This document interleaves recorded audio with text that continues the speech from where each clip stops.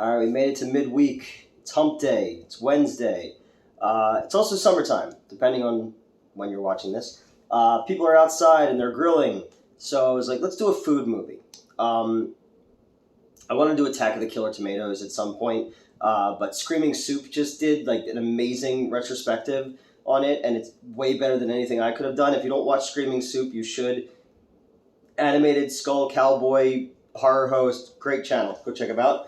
And they featured they featured some of my artwork in an episode with Dr. Wolfula that they did some time back. So that was pretty fucking cool because I like Dr. Wolfula a lot, and I like Screaming Soup a lot. So it's cool to be in that conversation because I'm like, I'm the low man on the totem pole.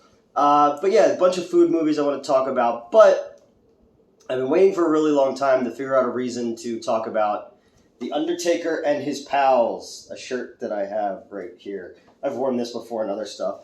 And then I was like, oh wait, this is doesn't fucking matter what I talk about or don't talk about.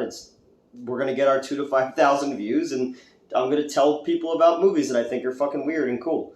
So 1966 horror comedy. It's clearly inspired by Sweeny Todd and Burke and Hare. It's about an Undertaker and his pals. The Undertaker and his pals go out on motorcycles at night, and they kill ladies, and the pals take the meat back to their greasy spoon restaurant, and then and all the women have ironic names. So it's like the first victim her last name is Lamb, so they cut her legs off and they have leg of lamb. The other one's name is Poultry. They make chicken breast. They don't show it in the movie. That one's off screen. The other one wants a hamburger, and she has a pain in her side, so they try to perform surgery on her and then cut her open and make her into hamburger. And when they're writing hamburger on the chalkboard, he runs out of space and writes hamburger and then gur under it. And I was like, I hope that was on purpose because that's hilarious. This movie was made by a first-time filmmaker, but he was a writer for TV in the 1950s and 1960s. So it had a little bit of a pedigree considering that it was very low budget. It's shot clearly on cheap film stock, which makes the colors more muted and vibrant at the exact same time. This is not a great movie. I dare to say it's not even a good movie. This isn't even one of my favorite movies. This is a movie that I have been endlessly fascinated by since the first time I saw it. And that's the best thing I can say about it. It's just one of those movies that I'll pop on from time to time, and it's a fun little watch. It's got no story, no plot, no character development. We're moving from point A to point B to point C. There's either ham-fisted, over-the-top camp acting or no acting. You'll have literally footage of guts being rearranged, not in the way that I would usually talk about, and then a pie fight scene. It's all fucking over the place for this thing. You could tell that the writer came from like a vaudeville background or like an old-fashioned film kind of background, silent films, early talkies, because there is this very like old style of comedy that runs throughout the movie. Even a lot of the musical choices, because you have your opening theme, which is did you ever think when the hearse went by that someday you were going to die? Oh, my werewolf fell over. Which is, taken from the worms crawl in, the worms crawl out. And then you have this song called the Never Met a Devil Like Me that plays in the beginning and then plays over the end, which is a fun little, 60s song. The movie, it's cringe. It's really cringe, and I hate saying cringe. But there's like some comedy that just makes you go, oh, God. But there's also some gags in it that are fucking brilliant. The first kill when we meet our Undertaker and the pals, they're in their leather jackets and their motorcycle helmets and their goggles. The film stock in the beginning looks almost like it's weird. This movie is almost shot three separate ways. You have the motorcycle footage, which is very gritty, very grindhouse style. Then you have scenes which are shot, which look very much like industrial films or like school scare films, like you would see on something like Mystery Science Theater. And then you have scenes that are shot like broad comedy, and all of these things don't fit together. The sets are cheap as fuck. At one point when they go into a sauna to kill a woman, and they're biker guys, but they're covered in towels, and no one notices that they're biker guys with fucking chains and stuff. The wall moves, very Ed Wood kind of style on that. There's a big tub of acid that's just a big tub with acid written on the front and dry ice coming out of it, and then they dip the guy into it who's screaming, and they say, "Quit screaming, you're going to wake up the neighbors." And they come back out, he's just a clean skeleton. The movie, like I said, Burke and Hare, Sweeny Todd, and then you throw in Herschel Gordon Lewis. And the movie definitely looks like it's taking its cues from Blood Feast, which is Herschel Gordon Lewis's, ode to the Grand Guignol. And it was one of the first movies to really just like play up the gore in a film. And, and it was a huge hit on the drive-in. And that is why I feel like this film from that writer was just like, what boxes can we tick and make a little bit extra money in the drive-in circuit? That's kind of what this movie feels like. And not in like a bad way, not in like a cashing in, like I'm going to make a movie about fidget spinners 2 years ago or some shit, but it's got that Blood Feast look to it. It's also got the Corpse Grinder vibe to it, which is what I was saying was Ted V. Michaels, the director of The Corpse Grinder and Astro Zombies, with his weird curly mustache, living in a fucking castle with a harem of women. He had it figured out. He bought the movie along with the Embalmer, which was an Italian movie that they dubbed, and his own movie, the Corpse Grinder, and they brought them together as a triple feature. But when they brought them together as a triple feature, Michaels recut the movie down to like an hour. And you can find it on YouTube. It's free to watch on YouTube. Where he cut out all the scenes of the surgery footage that they had in there that was a bit more graphic and a bit more like, the gore part of it. He took almost all that out except for the chicken breast ladies scene. It's weird because apparently that footage is just lost. The original version of the movie is just completely lost. You have your private investigator and his girl Friday. So again, we're going with old noir our old noir tropes. He's investigating what happened to Lamb. Her murder scene though does have the best gag in it. There's a shot of her boyfriend in a framed photo. He's a sailor, and he looks like Biff, like exactly like Biff from Back to the Future. He's just smiling. And when the guys, the Undertaker and his pals break in and stab her, they cut to the picture, and it's him going like he's shocked. And then when they're cutting her legs off, you cut to the picture of him, and he's covering his eyes. That joke is great, and it's right in the beginning of the movie, and it's a really fucking good laugh. Then you have other jokes, like the Undertaker is like dressed up as like an old lady, or dressed up as like a military guy for a joke where he's like Bugs Bunny, where he would like fucking put on a dress and act like a girl bunny, to quote Wayne's World.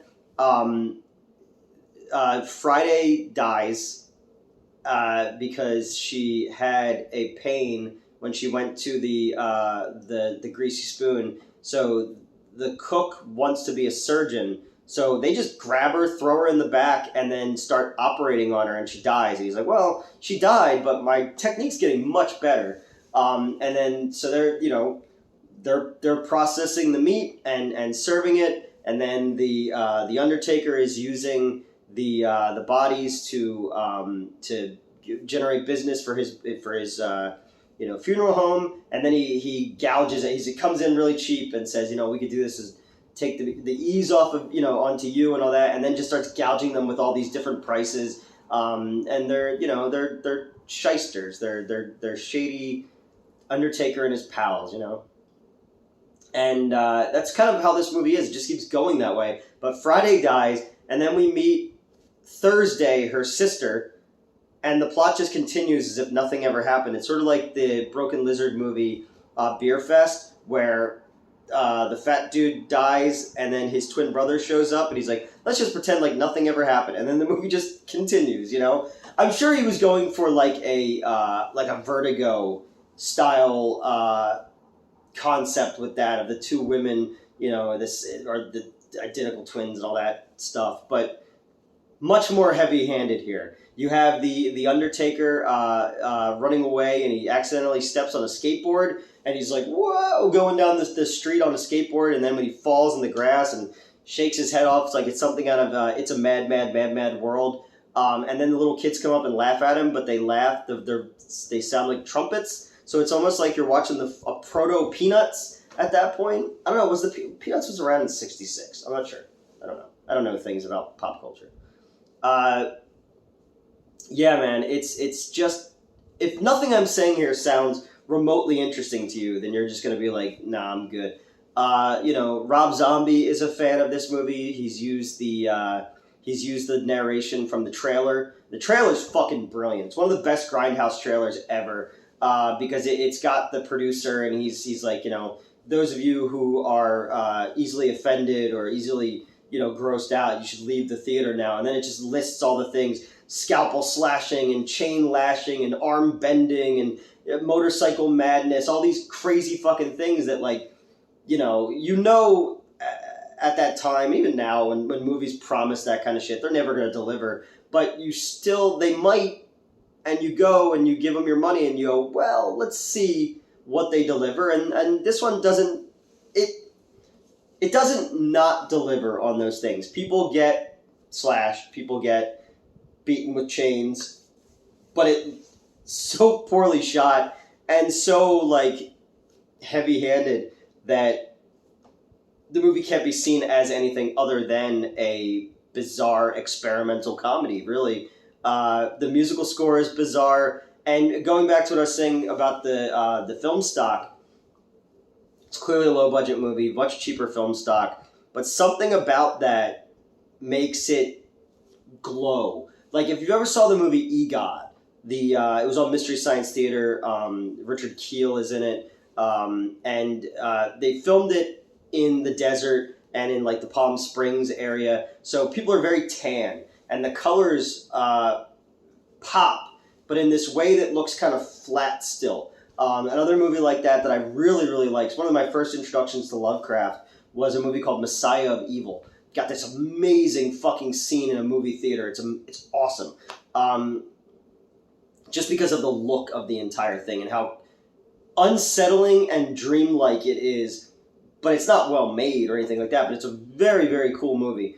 That one also used a cheaper film stock, and it just has this kind of dreamlike quality to it. This one, you know, feels almost like a pastel comic book come to life, Undertaker and his pals.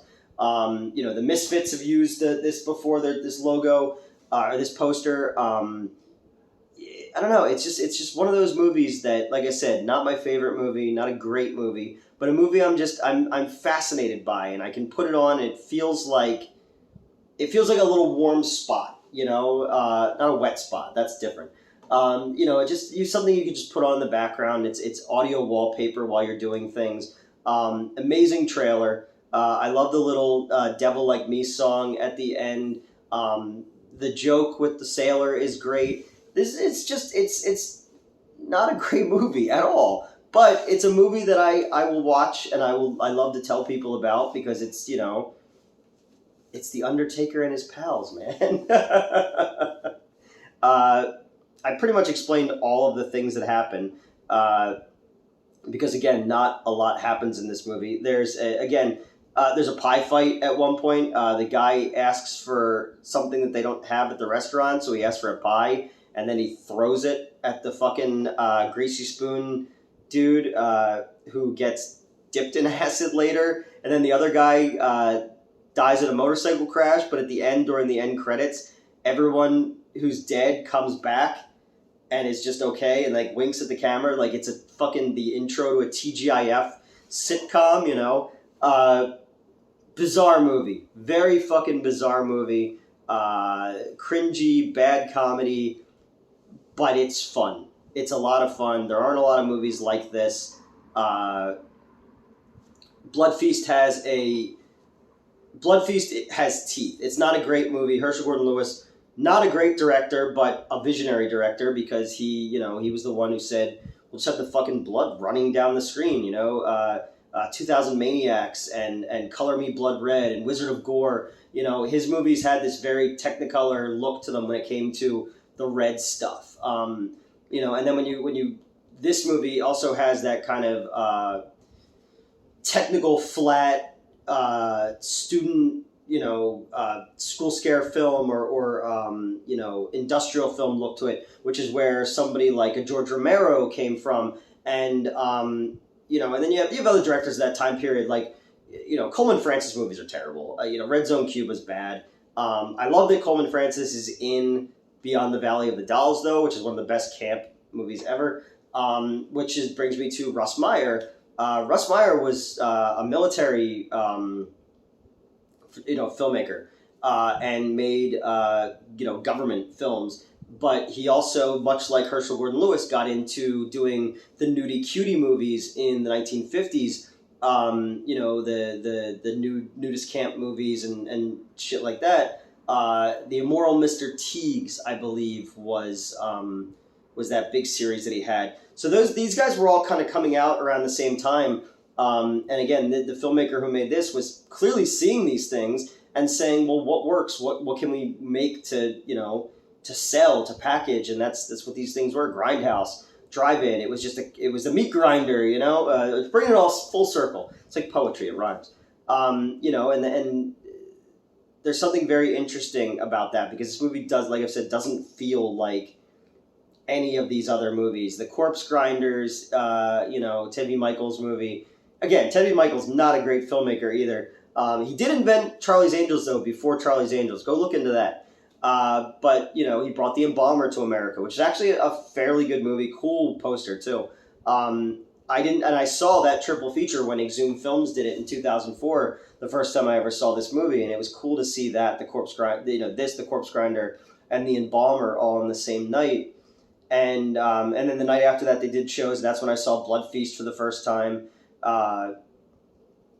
These movies kind of run together in your head a little bit, but they all have their own style in the sameness to them. And it might just be the time that I saw it, its influence on me, or the look of it that has its influence on me, or just the sheer huckstery of all of the things that the movie promises that has no desire to actually pay off for it. I love that. I love the idea that you're seated in the theater and they have your money. It doesn't matter at this point. They needed the hook to get you in there in the first place, And I'm an idiot. I have the T-shirt and stuff like that, and I'll watch this movie again and I'll talk about this movie again, and I don't know. It's one of those ones that brings me joy. It's hard to. I can't explain it. It's not something where you can go, oh, it's good because the story is compelling. Oh, the special effects, or oh, the score, or the message behind it, or something. No, this is just pure schlock, pure huckstery, and something about that is extremely charming. And and then it kind of ends a little bit like Pieces too, where the fucking Undertaker leaps off the roof. And the girl who just watched her love interest get blown up by a bomb, and he dusts like Thanos snapped. Basically, she's chased up to the roof. While she's being chased up to the roof, it's like silent film tying the girl to the train tracks music. Like, but every time that the killer comes in, it's dun dun dun dun dun dun dun dun dun, and it's like how they're gaining on each other, and it almost reminds me a little bit of how people in Friday the 13th movies can fucking book it, and then Jason walking at a brisk pace just shows up where they are. Dude falls off the roof, and the girl's like, well, that was a day, and she kind of just walks off casually, and then the killer's not dead, he's somehow still alive, and he's hiding behind a curtain like he's in fucking Hamlet with a knife. and gets stabbed in the head by one of the investigators who's wrapping up the story like we're watching the last scene of Psycho or something like that. And then everybody's just fine and smiling to the camera as you'll never met a devil like me. So that is The Undertaker and his pals. There's a bunch of these weirdo, like, 60s low-budget exploitation movies that I'd love to talk about. After the video our man did for the Billy the Kid, where Jesse James meets Frankenstein's daughter, I was like, yeah, I was kind of getting off in the weeds there for a while, like trying to do things that had a little bit different cachet to them, and I was like, no, I should get back to just like what I was doing in the beginning with this channel, is just talking about whatever the fuck I feel like talking about from day to day, and who cares who's watching. I know that anybody who gives a shit about me is going to watch and is going to comment, and I'm going to comment to them, and we're going to hang out on the stream and stuff like that, and that's it. That's all I want to cater to anymore, because I was getting like off in the weeds trying to do stuff, and I'm like, why? I'm never gonna have 50,000 subscribers or any fucking shit like that. I got lucky and had a Bud Light video that was total clickbait get almost 200,000 views. There you go. That was my accomplishment for the year, and we should be at 11,000 subscribers by the time we get to this. So yeah, I want to just get back to doing fun stuff and letting people who do reviews on here do fun stuff too, and just kind of keep exposing you guys to weird, fun trash. And that's my goal in life, is to make you all watch the kind of garbage that I think is funny and cool and different. So let me know below. What is your favorite cannibal movie? What's your favorite version of a Sweeny Toddish, Burke and Hare type of story? What's your favorite food movie? If anyone ever asks you what your favorite, I think it's The Simpsons said, if anyone ever asks you what your favorite book, food, and movie is, you just say fried green tomatoes. Have a good one.